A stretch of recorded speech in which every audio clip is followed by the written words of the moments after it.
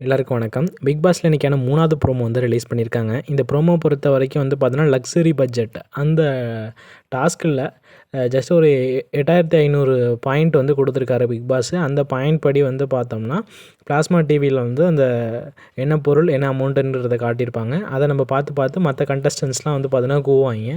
அத ஒரு ஆளா உட்காந்து எழுதுவாய்ங்க. இதுதான் வந்து டாஸ்க்கு. இத வந்து பார்த்தோம்னா, எல்லாரும் ஒண்ணு ஒண்ணு சொல்றாங்க. அதெல்லாம் எழுதுறாரு. அப்படியே டோட்டல் போட்டு பார்க்கணும் கரெக்ட்டா. ஓகேவா? இதில என்ன சண்டை அப்படின்னா, ஜாக்லின் வந்து இந்த காஃபி தூள் வந்து கேட்குறாங்க.